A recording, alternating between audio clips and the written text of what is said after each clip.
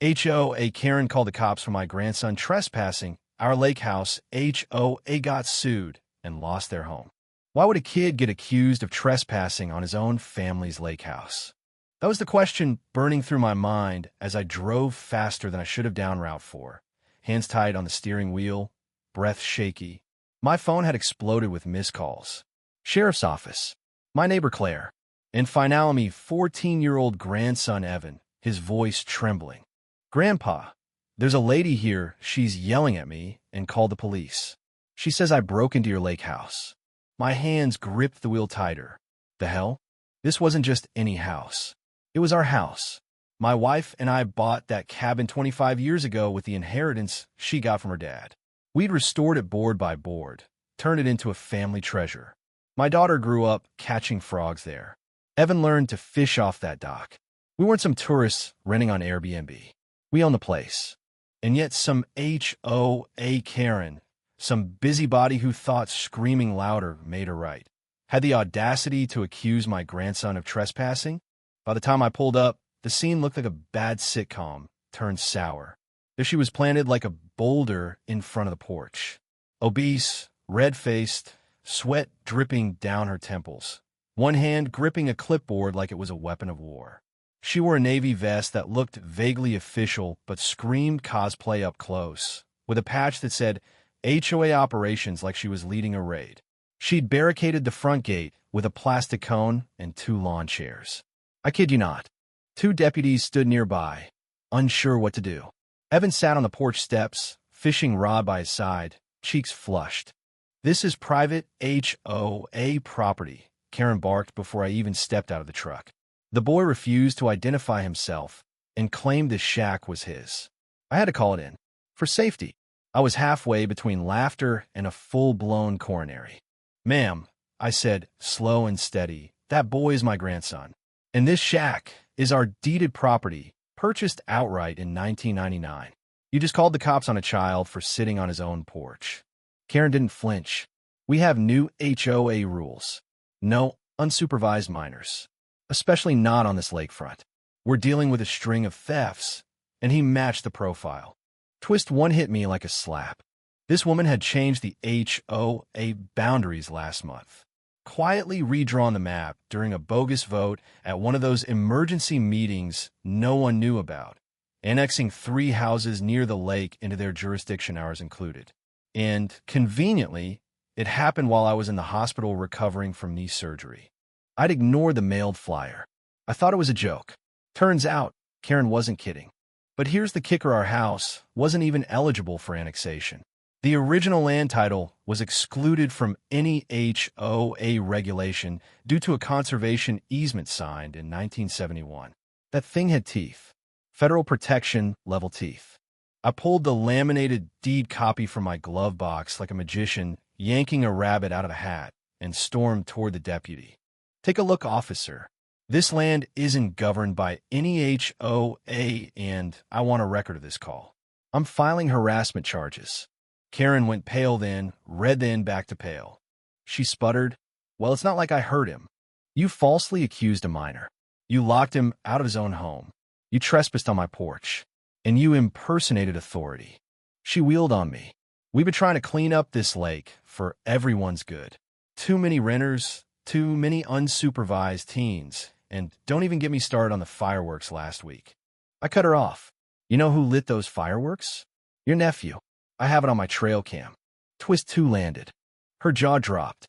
Because, yes, I had footage. Full HD. Her precious Josh, drunk as a skunk, launching mortars at midnight from the HOA boathouse dock, wearing nothing but swim trunks and a flamingo floatie around his waist. Karen's voice cracked. "That's impossible." I turned to the officers. "I want a copy of this incident report, and I'd like you to kindly escort this woman off my property." What followed was pure satisfaction. The older deputy, who'd remained quiet until now, finally sighed and spoke. "Ma'am, it does appear you have no jurisdiction here. We're going to need you to leave the premises." Karen tried to argue. She huffed. She flailed her arms. She even cried real, mascara-running tears. "I was trying to help this neighborhood. There are rules." But rules don't apply when they're built on fraud. What she didn't know was that my daughter Evan's momies is civil rights attorney. And when she arrived 2 days later and read the whole situation, oh boy, we filed a suit for unlawful harassment, trespassing, and defamation. But the icing on the cake? Turns out Karen wasn't just lying about boundaries. She'd been collecting illegal HOA fees from non-members for months, lake cleanup donations she pocketed into a personal beautification fund. Over $30,000 skimmed and never reported. We weren't the only ones who sued. 3 more families joined our case. The HOA board panicked. Karen was removed within a month. Her property, an oversized lakeside McMansion with a fountain shaped like a dolphin, was seized to cover restitution. You want to accuse a kid of trespassing? Better make sure he's not sitting on land his grandpa owns. The lawsuit moved faster than anyone expected, especially for a sleepy lakeside town like ours. Karen had spent so long acting like she was the queen of the cul-de-sac that nobody thought to check her credentials. But when my daughter Mia filed that first complaint, the floodgates opened. Turns out Karen never officially registered her HOA annexation vote. She just printed a fake map, forged 3 neighbors' signatures, and filed the change with a part-time clerk at the zoning office who didn't know better.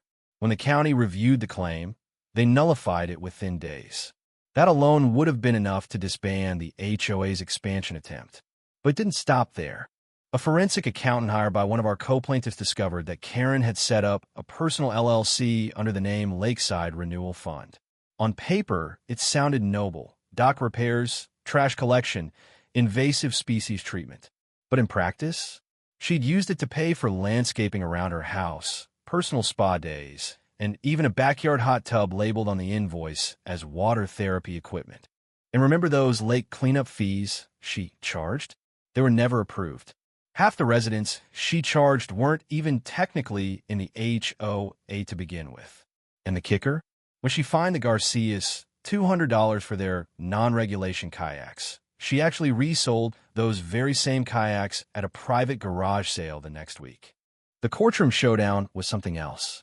Karen waddled up to the stand in a beige pantsuit 2 sizes too small, her face tight with makeup and defiance. This community needed leadership, she declared. If it weren't for me, the lake would be overrun by teenagers and riffraff. Mia, calm and cool, simply handed the judge the conservation easement deed and the security footage of Karen blocking Evan at the porch. Your Honor, this woman called the police on a child for existing in a home she had no legal control over. That is not leadership. That is harassment. When the verdict dropped, it felt like poetic thunder. Karen was ordered to pay $120,000 in damages and legal fees. Her home over-leveraged, half-paid, and co-signed by an ex-husband who wanted no part in the mess was liquidated to cover the losses. She cried, of course, in front of the cameras, claimed she was the victim, but no one bought it. The HOA dissolved by majority vote 2 weeks later. Turns out people were real eager to distance themselves from a fraud that nearly cost them their homes. The bylaws were shredded, the board was disbanded, and the community voted to become a non-governed cooperative, with neighbor-based volunteer efforts replacing the tyrannical rule of one. As for Evan, he got a fishing license and a standing rule. This lake is his whenever he needs peace.